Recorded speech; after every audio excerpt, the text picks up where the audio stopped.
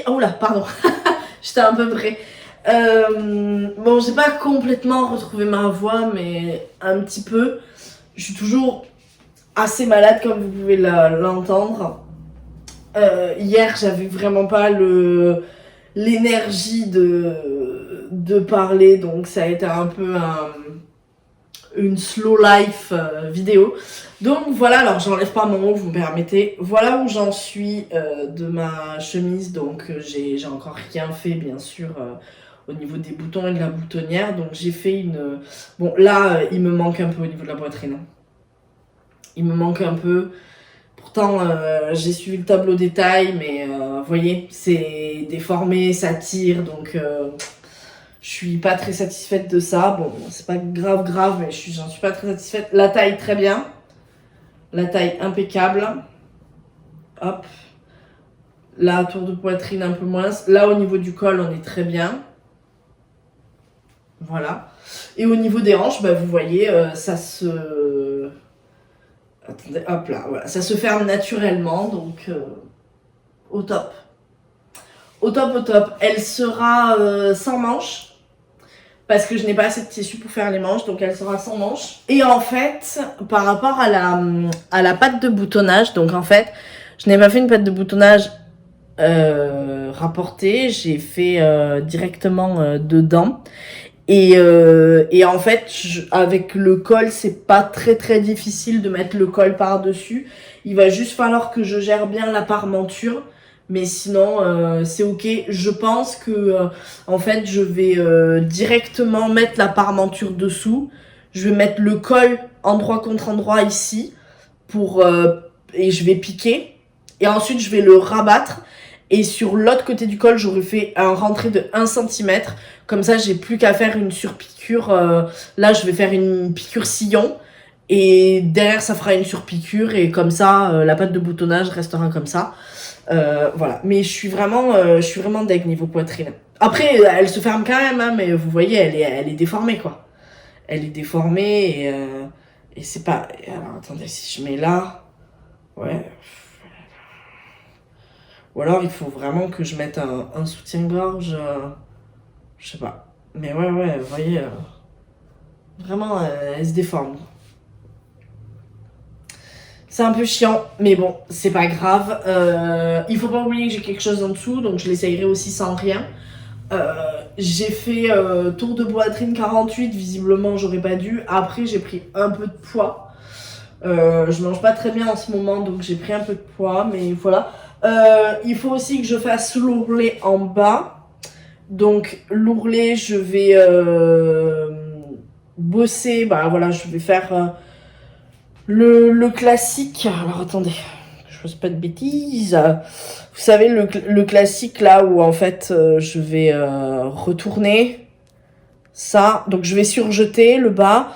Je vais retourner ma patte de boutonnage. Voilà, je vais piquer à, je crois que c'est 1 centimètre et comme ça, quand je retournerai, l'ourlet se préformera et je n'aurai qu'à le faire. Alors eux, ils font un double. Ils font un double rentrée. Moi, je vais juste faire un ourlet simple, je pense. Voilà. Je trouve ça mieux. Et puis, ma foi, et je sais pas s'il n'y a pas du biais au niveau des emmanchures. Il faudra que je regarde. Comme la parmenture vient sur une grande partie de l'emmanchure, devant, elle vient jusqu'à mi-emmanchure et derrière, elle fait toute l'emmanchure. Donc, je vais voir comment ils gèrent ça, mais il y a moyen que je doive finir au biais. Si je finis au biais, ben, enfin, si je finis au biais, je ne couperai pas du biais parce que si déjà j'avais pas assez de matière pour les manches, je vais pas avoir assez de matière pour carrément couper du biais dedans. C'est pas très grave. Donc voilà, donc la chemise bruyère, elle avance plutôt bien, je suis assez contente. Je vais, pareil, pas trop parler, je vous mettrai pas mal de sous-titres pour économiser ma voix. Parce que j'ai extrêmement mal à la gorge. Mais voilà, on continue. À tout de suite. Alors les filles, voilà comment je monte un col. Donc, vous avez votre col que vous venez mettre endroit contre endroit et vous venez piquer, bien sûr, à partir d'en bas. Vous laissez pas 1 centimètre, moi je laisse jamais 1 centimètre. À partir d'en bas, hop, le haut du col, tac tac, et de l'autre côté. Ensuite, le col. Là, je n'ai pas fait comme Direndo le préconise. Donc, nous avons une parementure. Là, intérieur, je sais pas trop comment je vais vous montrer ça. Attendez. Voilà. Là, c'est l'endroit de la chemise. Tac. Ouais, on est mieux, hein. On est quand même mieux. Alors, attendez. Je vous donne des petits coups, mais j'arrive. Voilà. Donc, comme je vous ai dit, donc là, vous voyez, c'est le col. Voilà, le col qui est comme ça. Tac, tac. Et la chemise qui se ferme comme ça. Ok? Donc là, normalement, vous avez l'aspect de la chemise. Bon. À l'intérieur de la chemise, quand j'ouvre, il y a une parementure volante que nous avons fait tout à l'heure. Vous voyez, là, vous avez la rehausse d'eau, la couture que nous avons fait rehausse d'eau, et donc la parementure qui vient par-dessus. La parementure qui vient jusqu'à la patte de boutonnage. Donc, qui passe par les manches et tout. Donc, à partir de là, moi, une fois que j'ai assemblé mon col et que j'ai bien aplati les coutures au fer, je viens l'ouvrir d'un côté pour pouvoir le mettre endroit contre endroit de la chemise. Et la parementure, je la mets dans sa position finale. Donc, c'est-à-dire qu'elle est envers contre envers. Vous voyez, là, il y a mon ourlet. Oui, c'est bon. Là, il y a mon ourlet. Elle est, vous voyez, sur l'endroit vers moi. Donc, je peux pas trop vous montrer parce que c'est un peu le bordel. Mais, vous voyez là, par exemple, par rapport à la manche, normalement, hop, si je vous mets là, vous avez la manche ici. Ben voilà, la parementure. Donc ça, c'est la chemise. Et envers contre envers, je viens mettre la parementure. Donc la parementure est dans sa position finale.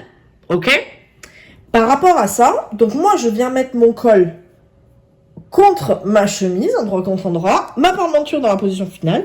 Je prends les 3 épaisseurs en sandwich. Alors, il faut savoir que là, le 1,5 cm de marge de couture, ouais, il était chaud à gérer. Parce que du coup, comme le col est un tout petit peu arrondi, ça avait tendance à faire des plis. Dieu merci, je suis une professionnelle, donc je n'ai pas fait de plis, mais prenez votre temps, faites bien attention, parce que vraiment, c'est facile d'en faire. Voilà, simplement, c'est facile d'en faire. J'avais un poil d'embu, il a juste fallu que je tire, voilà. Donc, là, mon but, ça va être mon col, bien sûr, de venir le mettre par-dessus. Donc là, moi, ce que je vais faire, c'est que sur 1,5 ou 1 cm, je vais voir, peut-être 1,5, oui, je vais repasser. Là, je vais tracer donc un trait à 3 cm. Alors, du coup, pas là. Je vais le tracer à l'intérieur. À 3 cm. Comme ça, je vais venir replier et mettre le bord à 3 cm de mon trait. Hop, enfin, sur mon trait. Donc, ça me fera un ourlet de 1,5. Je ne le surjette pas, c'est pas la peine. Et ensuite, une fois que j'aurai fait mon ourlet de 1,5, je vais venir le mettre comme ceci. Je vais faire attention qu'il recouvre bien la couture, même, voire même qu'il dépasse un peu de la couture, vous voyez, hop, qui dépasse un peu, tac. Je vais épingler comme ça de l'autre côté. Quand je vais faire une piqûre sillon, alors je vais bien écarter mon col, et quand je vais faire une piqûre sillon, et ben en fait j'aurai bien pris le col de ce côté-là, ok? Et donc j'aurai au final, j'aurai ça. Attendez, je vais vous montrer en simulé, avec une simulation. Hop, j'aurai quelque chose comme... Oui, d'accord. Alors, faut que ça tienne quand même dans la vie. Voilà, j'aurai quelque chose à la fin comme ceci. Alors là, bien sûr, ça fait une forme de pli parce que j'ai mis l'épingle, mais j'aurai quelque chose comme ceci, donc quelque chose de très propre et par-dessus, et voilà. Et je pourrai venir rabattre le col et j'aurai mon col qui sera fait et qui sera très joli. Après quoi, ce que je vais faire... Alors, ce que vous pouvez faire avant de venir rabattre le col, c'est de partir de là et de descendre tout en bas pour fixer la patte de boutonnage. Mais attention, Si vous faites ça, assurez-vous, pas comme moi du coup, que vous avez déjà fait l'ourlet. Donc là, moi, je vais m'arrêter sur le col. Je vais m'occuper de mon ourlet. Donc mon ourlet, comme je vous ai dit tout à l'heure, en fait, ce que je vais faire, c'est que ça, je vais ouvrir ma patte de boutonnage, que je vais retourner comme ça. Voilà. Donc, elle est voilà, elle est à l'envers, endroit contre endroit. Je vais venir piquer, alors, à 1,5, ça fera un gros ourlet, mais c'est pas très grave. Ou je vais venir piquer, je pense, à 1,5, et comme ça, je pique, je retourne, et ça me préformera, en fait, si vous voulez, en piquant, en retournant. Je vous fais ça de manière un petit peu bâtarde, mais en gros, tac, tac, ça me fera ça, à peu de choses près, et ça me préformera l'ourlet. Vous voyez? Ça me fera ça. Donc, ourlet d'abord. Ensuite, je viens fixer ma patte de boutonnage, mes 2 pattes de boutonnage de chaque côté, je veux dire. Et ensuite, on se met au col. Et je reviens juste après.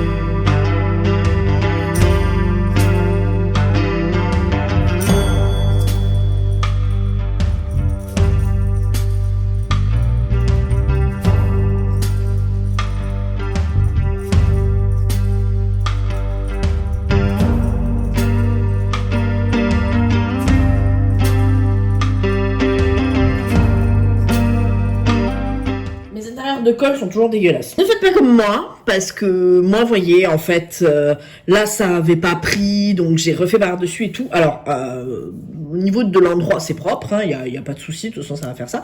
Mais comme je ne boutonne jamais mes chemises jusqu'en haut, il y a moyen qu'on voit l'intérieur du col qui soit sur ma peau, genre, je sais pas, genre un peu comme ça, j'en sais rien. Moi, ce que je vous conseille, et c'est ce que les cours conseillent également, vous faites à la main jusqu'à la couture épaule. Là, tac, tac, tac, vous faites à la machine. Hop, hop. Et puis, vous faites à la main couture invisible depuis la couture épaule jusqu'au fond du col. Comme ça, quand votre col se retourne sur votre peau, eh bien, c'est clean. Voilà. Bon, en tout cas, le col est terminé. Je défile le bardeau. Le col est terminé. Alors, voilà ce que ça donne. Il faut que je couse la parmenture également, vous voyez là, hop, qui est volante, donc il faut que je me la mette très très bien, tac tac tac, et pareil, que je fasse une piqûre, que je la couse. Je suis un peu déçue en réalité, pour tout vous avouer, que Direndo ne conseille pas la technique de la prise en fourreau. Parce que bah ça aurait été mieux qu'une piqûre, quoi, tout simplement, donc voilà. Flemme de le faire à la main, vraiment flemme aiguë. Donc c'est pas grave, mon col en plus étant déjà raté, voilà. Ça c'est les fils, comme je vous ai mis dans la première partie de vidéo, c'est les fils des pinces. Donc je vais les rentrer, mais je ne vais pas les couper. J'ai fixé ma patte de boutonnage, voilà. Mon ourlet, je vous l'ai dit, je vous avais dit, pardon, que je l'ai fait à 1,5 cm. Finalement, je me suis ravisée, je l'ai fait à 1 cm. Voilà. Que dire sur ce tissu? Ah, je ne le commanderai plus jamais. Voilà, que dire ça. Déjà, c'est pas mal. Pourquoi? Parce qu'il se déforme. Je pense que vous devez assez bien le voir. Il est très très ondulé, très déformé. Alors, je vous arrête tout de suite. C'est pas moi qui ai coupé mes pièces n'importe comment. C'est vraiment le tissu. Dès qu'on le décatille, donc on met beaucoup de vapeur, il bouge, il change. J'ai eu beaucoup de chance pour mon col. Mais il y a d'autres endroits, comme l'ourlet, qui n'ont pas bénéficié de cette chance. Et encore moins la ceinture. Voilà, donc la ceinture. Alors, Pardon, excusez-moi. Je n'ai pas fait de raccord, comme vous pouvez le voir. Cependant, je pense que voilà, les raccords, on va dire, au bas de la ceinture sont pas trop mauvais. Idem, donc la ceinture a un peu bougé, ce qui est un peu pénible. Bon, que voulez-vous. Je m'occuperai des boutons tout en dernier. Là, je vais m'occuper des manches. Si je reprends le livret au niveau des manches... Alors, du coup, ils me disent de bâtir la parementure aux manches, plus en bas du dos. Et également, votre col, vous pouvez également le bâtir. C'est vrai que j'ai oublié, mais... Version sans manches. Donc, effectivement, il me faut du biais. Je ne vais pas... Donc, je vais couper des bandes, mais ce ne sera pas du biais. Tant pis. Le biais de Direndo, en fait je fais mes manches, je fais mes boutonnières, j'ai terminé. Donc, le biais de Direndo, c'est un biais invisible. Vous savez, en fait, vous coupez une bande. Attendez. Oh, quoique, du coup, je pourrais le faire avec mon biais classique. J'ai du biais blanc. Je peux peut-être le faire avec ça. En fait, vous cousez à 1 cm. Vous mettez votre biais endroit contre endroit. Vous cousez à 1 cm. Et en fait, après, vous venez avec votre biais retourner comme ça. Hop. Et là, vous venez coudre votre biais, tac, tac, tac. Donc, du coup, ça veut dire que votre biais est à l'intérieur de votre manche et n'est pas à cheval. Voilà. C'est une technique que j'aime bien. Elle est où aussi, cette technique? Elle est sur un autre truc que j'ai fait de... bien sûr, je vais pas me rappeler quoi, mais c'est une technique que j'aime pas mal. Donc, je fais ça, je fais les boutonnières, je coud les boutons et j'ai fini ma chemise. On est parti sur j'ai fini ma chemise, j'ai fini ma chemise. Bon, mon col, il est vraiment dégueulasse. Ça, je confirme, il est vraiment dégueulasse. Vraiment, si vous voulez, par pitié, cousez à la main jusqu'à la couture épaule. Vraiment. En cours, on nous apprend ça, je vois même pas pourquoi j'ai pas fait ça. Parce que, écoutez, c'est pas comme si j'avais pas le temps, en plus, voilà. Donc, je préforme un petit peu le col aussi, pour qu'il se mette bien. Sur mon ancienne chemise de Direndo, en fait, j'avais bien repassé le col une première fois. Et alors, je ne sais pas par quel miracle, ensuite, il restait en place. Quand je le sortais de la machine, je n'avais qu'à le reformer mollement à la main. Et il restait. Ouais, c'est pas mal quand même. Quand même, c'est pas mal. Oui, je mettrai pas de bouton en haut. Du coup, je m'arrêterai en dessous du col parce que j'ai oublié de calculer. Et en plus, j'avais de l'embu. Donc, imaginez. En fait, le col, j'aurais dû l'arrêter ici. Pour que la patte de boutonnage se ferme l'une sur l'autre en fait, mais j'y ai plus du tout pensé. Ce n'est pas très grave parce que de toute façon, comme je vous ai dit, je ne ferme jamais mes chemises jusqu'en haut, donc je vais mettre le bouton là, et ce ne sera qu'un bouton d'apparat parce que en vrai je porte mes chemises ouvertes, je sais pas, ma poitrine doit commencer là, ouais, ouverte jusque là quoi, voilà. Je pense que il y a des chances qu'on me voie la naissance de la poitrine, donc voilà. Je déteste porter des chemises comme ça, trop serrées ou trop collées montées, parce que en fait, je trouve pas ça... En fait, ça n'a pas besoin d'avoir autant d'élégance, vous voyez. C'est des chemises qui se veulent un peu fantaisie, donc voilà. Si en revanche, j'avais fait une très très belle chemise, par exemple en viscose blanche ou en une sorte de coton qui se tient, ou en crêpe, là oui, effectivement, je me serais dit, t'as chié dans l'école. Mais de toute façon, clairement, si j'avais fait une chemise dans un tissu beaucoup plus qualitatif et beaucoup plus joli que celui-là, pour en gros me la péter grave, j'aurais fait la patte de boutonnage rapportée, j'aurais pas fait la tentative que j'ai fait là, donc voilà. Les manches. Alors, voilà ce que j'ai fait. J'ai épinglé, que je vous montre, la manche. Donc toujours mettre le raccord du biais au niveau de l'emmanchure. C'est là où ça se voit le moins. Voilà, toujours le mettre au niveau de l'emmanchure. Donc, ce que j'ai fait, c'est que endroit contre endroit, je suis venue épingler mon biais. alors là, je vais pas respecter le 1,5 cm. Je vais suivre très exactement la pliure du biais. Vous voyez qu'il y a là. Hop, là, il y a une pliure. Donc, je vais suivre la pliure. Et comme ça, le pli se fera automatiquement, se fera tout seul. Là, au niveau de la jointure, alors attention, ce que vous devez faire, c'est que vous commencez là, vous faites tout le tour de votre manche. Quand vous revenez, vous levez le bout par lequel vous avez commencé, donc vous le levez, vous passez par-dessous celui qui termine en fait, en n'oubliant pas de le plier. Parce que comme ça, vous allez, une fois que ce sera cousu, je vous montrerai tout à l'heure, vous allez le replier, s'il veut bien coopérer, comme ça, vous voyez. Et ensuite, on va retourner, et en retournant, on aura cette finition-là, vous voyez, qui sera extrêmement propre. C'est parti pour la couture. Ok, alors, j'ai cousu, vous voyez, mon biais. Attention à bien mettre bord à bord, de pas faire comme moi, parce que peut-être qu'avec le temps, ça s'effilochera. J'espère pas, mais sait-on jamais. Donc, attention qu'il n'y ait pas de pli, attention que la parmenture ne se soit pas pliée à l'envers, ni devant, ni dans le dos. Voilà, oui, voilà, l'autre elle est là. Elle est ici.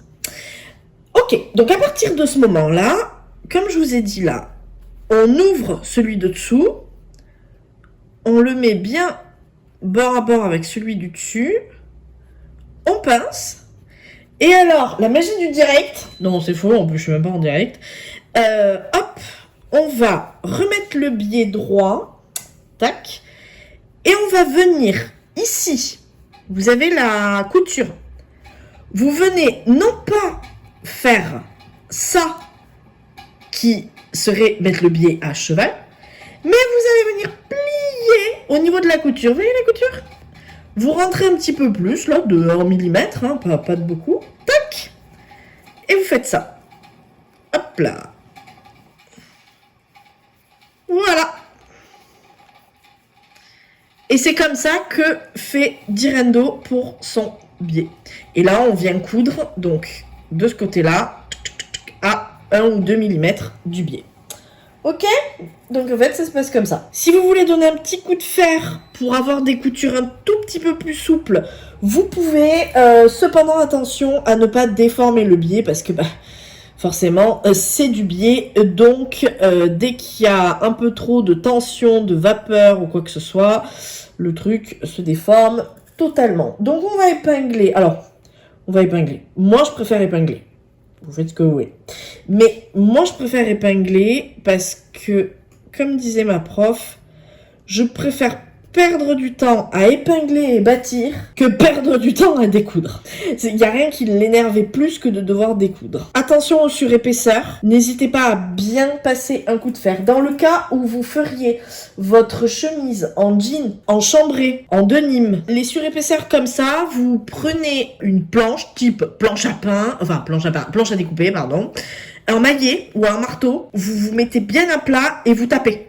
Et ça va bien aplatir votre toile. Si d'ailleurs même vous avez de la grosse toile sans que ce soit du jean, hein, bien sûr, mais il faut que ce soit de la toile. Si ça commence à être du lainage ou quoi, c'est pas dit que ça s'aplatisse. On va avoir plusieurs épaisseurs donc entre les coutures, notamment de la parmenture, donc les coutures épaules, mais aussi au niveau des ourlets. J'allais dire des roulés, ouais d'accord. Au niveau des ourlets, également de cette même parmenture. Donc on va faire attention à ça. Comme je vous ai dit, moi, je ne fais pas du bord à bord. Je lève un petit peu ma chemise de un petit millimètre, on va dire. Comme ça, je suis sûre que le biais ne se voit pas. Alors, comme je vous ai dit, c'est juste 1 mm. Il n'y a pas besoin de monter jusqu'à la cinglin. Et ça suffit largement. Par exemple, pour vous montrer, est-ce que vous allez voir? Voilà. Vous voyez? Ça suffit, et comme ça, sur l'envers, alors bien sûr, quand vous êtes de côté, ça se voit, mais là, on a quand même une petite marge de manœuvre avant que ça ne se voie.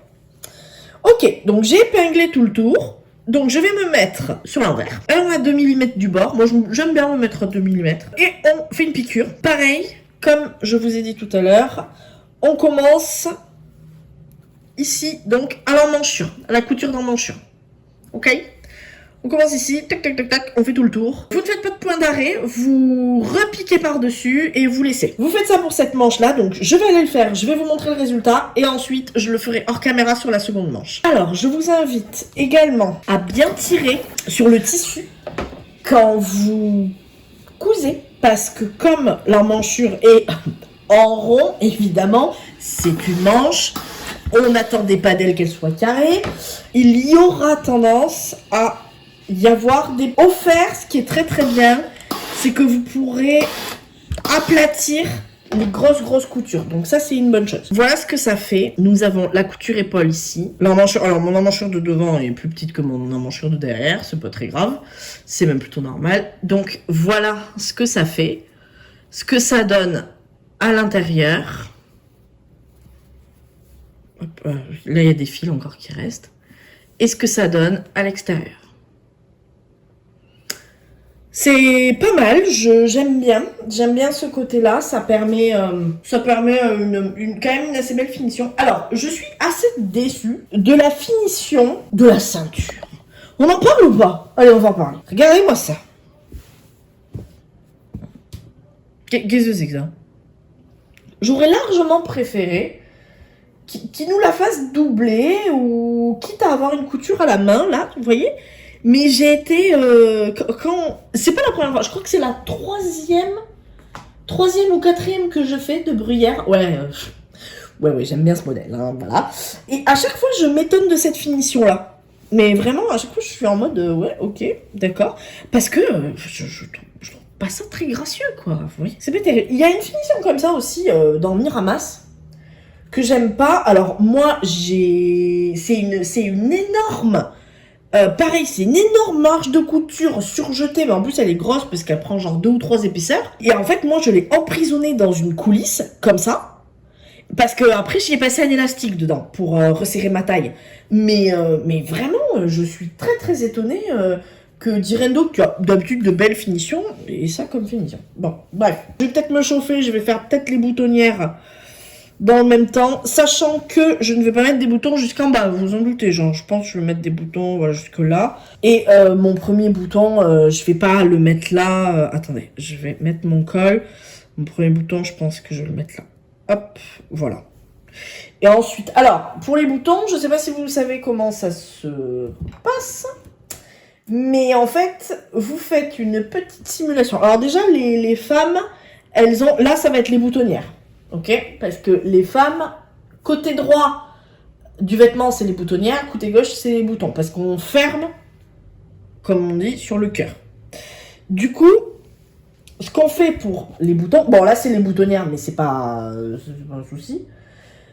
On va faire des boutonnières verticales, sachant que le bouton est au milieu de la boutonnière. Donc, c'est pour ça que je vous dis, là, c'est pas un souci. On va mesurer... C'est ce que je vais faire tout de suite. Vous savez quoi? On va se mettre en situation. Alors... Vous allez certainement voir mes vieilles chaussures, je suis désolée. Alors, on va mesurer du premier bouton que vous voulez mettre. Alors, premier bouton, dernier bouton. Dernier bouton, c'est esthétique. C'est vous qui choisissez. Premier bouton, normalement, il y a une règle à 2 cm du haut ou 5 cm. Comme moi, là, je vous avais dit que j'ai mon col qui saoule un peu, je vais le mettre en dessous du col. Mais normalement, il y a une règle. Bon, je vais mesurer. Donc... à la bonne heure, c'est à 49 cm. Donc, il y a 49 cm d'écart. Admettons, je me dis, j'ai des boutons. Je me dis, ok, ben, j'aimerais placer 6 boutons. Donc, vous faites 49, qui est la longueur, divisé par le nombre de boutons moins 1. Par exemple, vous dites, ok, j'ai 49 cm, je veux placer 6 boutons. Donc, je fais 49 fois 5. Fois 5, ouais, bien sûr, ouais. Divisé par 5. Divisé par 5. Et ça va vous donner la distance entre chaque bouton. Ok? Idem, si vous vous rendez compte. Vous pouvez avoir des chiffres pairs ou des chiffres impairs. C'est pas un souci. Ça vous donnera de toute façon la distance sans problème. Donc là, comme je vous ai dit, c'est les boutonnières. Mais comme le bouton va être au milieu de la boutonnière... c'est pas très grave, je vais passer à un fil, et ce fil, ce sera mon milieu, ok? Alors, je sais pas trop si vous allez le voir, j'ai mis juste des épingles, J'ai décidé de mettre 8 cm entre chaque bouton, ce qui a fait que ça m'a fait remonter le bouton du bas de 1 cm, donc c'est pas très grave. Mais j'ai un peu peur que au niveau de la ceinture et au niveau de la poitrine, ça vaille. Je vais faire ma seconde manche et je vais faire un essai comme ça avec juste des épingles. Et je vais voir ça. Désolée, nous sommes dans ce format parce que c'est beaucoup plus pratique. La table est en bordel, tout est en bordel. Vous faites comme si vous ne voyez rien. Alors, je n'ai pas encore fait les boutons. Au niveau du col, ça fait ce que je vous ai dit. Vous voyez, le col s'ouvre, donc on voit mes coutures dégueulasses. Je suis pas à l'abri de découdre et de le faire à la main. Vraiment. Bon, au niveau des manches, on est pas mal. On est vraiment pas mal. Ça, je suis contente. Là, comme je vous avais dit, ça tire à mort. Voilà, vous voyez, ça tire à mort. Bah, c'est comme ça.